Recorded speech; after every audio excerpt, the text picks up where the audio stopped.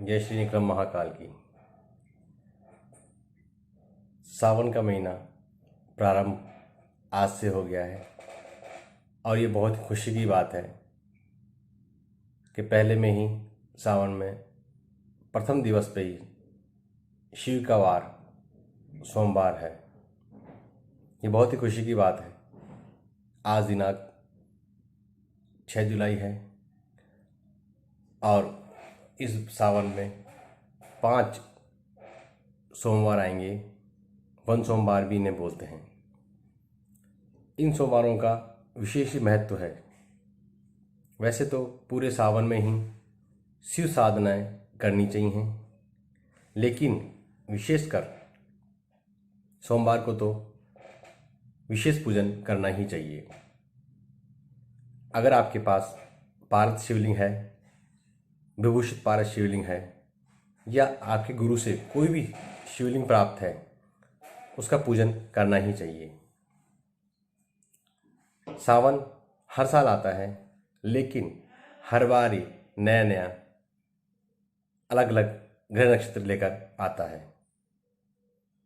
न जाने कब भाग्योदय हो जाए, कौन सा महीना, कौन सा दिन, कौन सा वार को आपकी शिव भगवान प्रसन्न हो जाए साधना से और आपको पल भर में ही वह सब कुछ देते हैं, क्योंकि वह भक्त वत्सल हैं। और भोलेनाथ उनका इसलिए नाम है कि बहुत ही भोले हैं। भोलेनाथ शिव शंकर मस्त और देवादिदेव महादेव हैं। और देखा जाए तो आज कलयुग में ही सदगुरुदेव ही भोलेनाथ होते हैं। जो अपने गुरु में और भोलेनाथ में फर्क समझता है, वह शिष्य नीच सोच रखता है।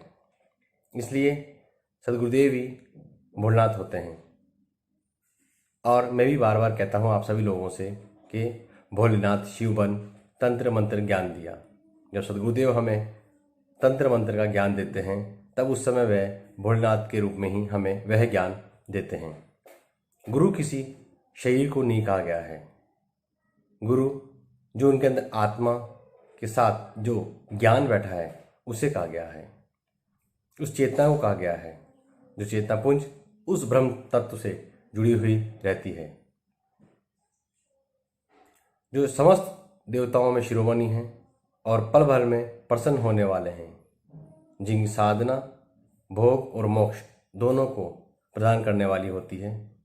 और सावन के महीने में तो विशेष शिव प्रसन्न होकर वह वरदान और आशीर्वाद देते ही हैं। जिनकी पत्नी पार्वती शक्ति भवानी है, जिनका पुत्र रिद्धि और सिद्धि युक्त गणपति महाराज जी हैं।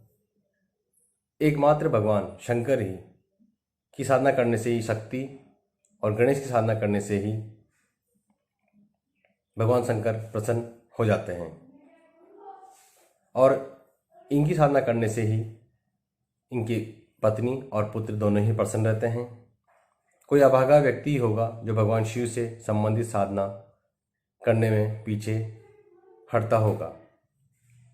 सभी को ये साधनाएं सावन के महीने में विशेषकर करनी ही चाहिए। एक योगीराज हुआ करते थे, नीलकंठ वैरागी जी। वे शिव साधना के अधिकारी योगी कहते थे। कहते हैं उन्होंने भगवान शिव को प्रत्यक्ष किया था और उनके अनुभव भी बहुत ही विचित्र और बिल्कुल अनुभव सिद्ध है। आज थोड़ी सी बात मैं उनकी आप लोगों को बताता हूँ। भगवान शिव त्रिपुरारी हैं, ये आप सभी जानते हैं। अजन्मा हैं और अद्वितीय हैं। महादेव हैं, देवादिदेव हैं और समस्त संसार के नियामक हैं। और शमशान में रहते हुए भी प्रसन्न हैं और भगवती अन्नपूर्णा के पति भी हैं, शक्ति के स्वामी भी हैं। रिद्धि सिद्धि जिनकी पुत्र वधु हैं, गणपति जिनके पुत्र हैं और देवताओं के सेनापति कार्तिकेय भगवान के वे पिता हैं। ऐसे विविध और श्रेष्ठतम देवताओं के स्वामी होते हुए भी वे शमशानवासी हैं। साधना करने पर शीघ्र ही प्रसन्न हो जाते हैं और औरदानी होने की वजह से भक्त को पल में ही निहाल करने वाले भोलेनाथ शिव सद्गुरुदेव भगवान होते हैं। ऐसे योगीराज भगवान शंकर को श्रावण मास में कौन साधना नहीं करना चाहेगा? कोई नहीं चाहेगा कि मैं साधना नहीं करूं। सभी चाहेंगे अपने जीवन को उज्ज्वलतम बनाने के लिए श्रावण मास में साधना करेंगे ही करेंगे। हमारे जीवन के आराध्य बने, हमारे हृदय में स्थापित हो, बहुत दुखों को हम मुक्त हो जाएं, अकाल मृत्यु से हम टलें और मृत्यु पर विजय प्राप्त कर जीवन की पूर्णता हमें प्रदान करने वाले सिर्फ और सिर्फ सद्गुरुदेव भोलेनाथ ही होते हैं। और एक बार उन्होंने बताया था कि मेरी प्रारंभ से ही इच्छा एकमात्र भगवान शंकर की साधना करने से थी, जिनकी साधना से भगवान विष्णु त्रिलोक्य के अधिपति बने, जिनकी साधना से रावण अपनी नगरी को स्वर्णमयी बना सका, जिनकी साधना कर करोड़ों साधकों ने अपनी इच्छाएं पूर्ण की। ऐसे आशुतोष भगवान भोलेनाथ सद्गुरुदेव को मेरा आराध्य बने और मैं बारंबार नमस्कार उन्हें करता हूँ। ऐसी मेरी आकांक्षा और इच्छा हमेशा है और रहती भी थी। और ये इच्छा जीवन के मध्यकाल में पूरी हुई, जब उन्होंने बताया, नीलकंठ जी ने, कि संन्यास जीवन में जब वे थे, परंतु ऐसा योग्य गुरु मिल नहीं रहा था जो मुझे इस साधना में पूर्णता दिला सके। मैं जिनके द्वारा दीक्षित हुआ था, उन्होंने बताया, वे वैरागी साधु थे और उनकी कुछ सीमाएं थीं। उन्होंने मुझे योग के बारे में, मेरे लिए ये सौभाग्य की बात थी कि मुझे योग्य गुरु मिल गए। बाद में मैं अपनी पत्नी और लेकर सद्गुरुदेव के समीप पहुंच गया। ये सद्गुरुदेव की बात वे बताने लग गए। पिछले 1 वर्ष उन्हें साधना करते हुए हो गया। गुरु सेवा की उन्होंने, उसका प्रभाव हुआ कि गुरु उनसे प्रसन्न हुए। और कहा भी गया है कि सद्गुरुदेव जब प्रसन्न होते हैं तो आपके सारे दुखों का निवारण स्वतः ही हो जाता है, और जब आप सही रूप में शिष्य बन जाते हैं तो वह जीवन आपका कई पापों का क्षय हो जाता है और पुण्य उदय हो जाते हैं। तभी शिष्य कहलाने लायक कोई शिष्य बन पाता है। सद्गुरुदेव ने उन पर कृपा करी और उच्छिष्ट गणपति साधना करने के लिए सावन के महीने में उन्हें कहा। क्योंकि उच्छिष्ट गणपति जो साधना होती है वह सावन के महीने में ही की जाती है।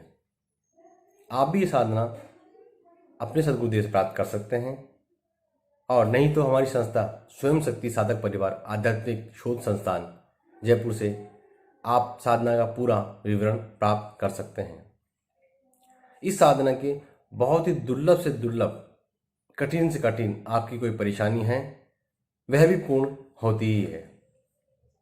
और गणपति भगवान उस साधना को पूर्ण होते होते जरूर साधक को दर्शन देते ही देते हैं, और महादेव प्रसन्न होकर उस शिष्य को, उस साधक को अपना आशीर्वाद प्राप्त करने के लिए आशीर्वाद देते ही देते हैं। ऐसे बहुत सी ही श्रावण मास में साधनाएं होती हैं, लेकिन सर्वश्रेष्ठ साधना गणपति के साथ अगर पारस शिवलिंग की आप साधना करते हैं तो आप विशेष योग्य पुरुष बनते ही बनते हैं। मैं आप सभी लोगों से इतना ही कहूँगा कि आप पारस शिवलिंग प्राप्त कर पारस शिवलिंग का पूजन पूर्ण श्रावण मास 108 बीलपत्र पर ओम नमः शिवाय लिखकर चंदन से वह चढ़ाएं, तो भी आपकी मनोकामना पूर्ण होती ही है। आज से मैं रोज आपको सावन में एक विशेष शिव संबंधित साधना बताऊंगा। देखते रहें, आप मेरे इस चैनल को सब्सक्राइब करते रहें और अपने जानकार को भी बताएं। जय श्री निकला महाकाल की।